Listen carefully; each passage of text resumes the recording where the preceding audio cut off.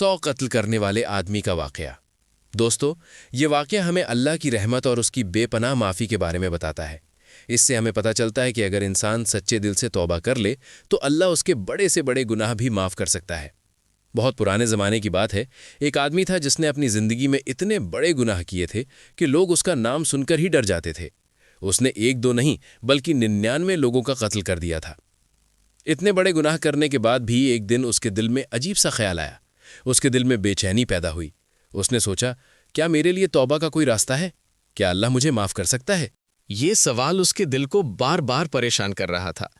آخر کار وہ لوگوں کے پاس گیا اور پوچھنے لگا، اس علاقے میں سب سے بڑا عالم کون ہے؟ مجھے اس سے ملنا ہے۔ لوگوں نے اسے ایک ایسے آدمی کا پتہ بتایا جو بہت عبادت کرتا تھا، لیکن اصل میں وہ کوئی بڑا عالم نہیں تھا۔ وہ ایک راہب یعنی عبادت کرنے والا سادھو تھا۔ وہ آدمی اس کے پاس پہنچا اور بولا، میں نے اپنی زندگی میں 99 لوگوں کا قتل کیا ہے، کیا میری توبہ قبول ہو سکتی ہے؟ راہب یہ سن کر گھبرا گیا۔ اس نے کہا، نہیں، تمہاری توبہ نہیں ہو سکتی۔ یہ سن کر اس آدمی کو بہت غصہ آ گیا۔ غصے میں اس نے اس راہب کو بھی قتل کر دیا۔ اب اس کے 100 قتل ہو چکے تھے۔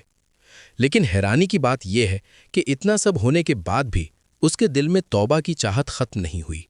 وہ پھر لوگوں کے پاس گیا اور پوچھا، اس علاقے میں کوئی سچا عالم ہے جو مجھے صحیح بات بتا سکے؟ اس بار لوگوں نے اسے ایک سچے اور سمجھدار عالم کا پتہ بتایا۔ وہ آدمی اس عالم کے پاس پہنچا اور بولا، میں نے 100 لوگوں کا قتل کیا ہے، کیا میری توبہ ہو سکتی ہے؟ عالم نے بہت سکون سے اس کی بات سنی اور پھر کہا، تمہاری توبہ کیوں نہیں ہو سکتی؟ اللہ کی رحمت بہت بڑی ہے۔ لیکن انہوں نے اسے ایک اہم صلاح بھی دی۔ انہوں نے کہا، تم جس جگہ رہتے ہو وہ برائی اور گناہ سے بھری ہوئی ہے۔ اگر تم سچ میں بدلنا چاہتے ہو تو اس جگہ کو چھوڑ دو۔ ایک دوسرے علاقے میں جاؤ جہاں نیک اور اچھے لوگ رہتے ہیں۔ وہاں جا کر اللہ کی عبادت کرو اور نئی زندگی شروع کرو۔ اس آدمی نے یہ بات سنی اور ترنت فیصلہ کر لیا کہ وہ اس بری جگہ کو چھوڑ دے گا۔ وہ اسی وقت نئے علاقے کی طرف نکل پڑا۔ اس کے دل میں اب امید تھی کہ شاید اللہ اسے معاف کر دے گا، لیکن قسمت کو کچھ اور منظور تھا۔ جب وہ راستے میں تھا تبھی اس کی موت آ گئی۔ اب اس کے بارے میں فیصلہ ہونا تھا۔ جب وہ مر گیا تو 2 طرح کے فرشتے آئے۔ ایک طرف رحمت کے فرشتے تھے اور دوسری طرف عذاب کے فرشتے۔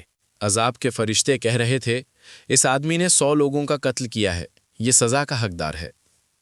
لیکن رحمت کے فرشتے کہہ رہے تھے، یہ آدمی سچے دل سے توبہ کرنے نکلا تھا۔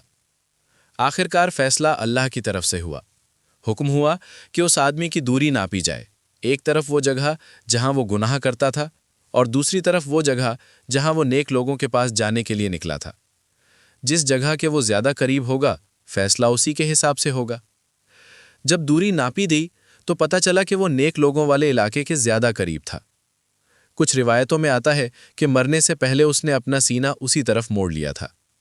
تب رحمت کے فرشتے اسے اپنے ساتھ لے گئے اور اللہ نے اپنے فضل اور رحمت سے اسے معاف کر دیا۔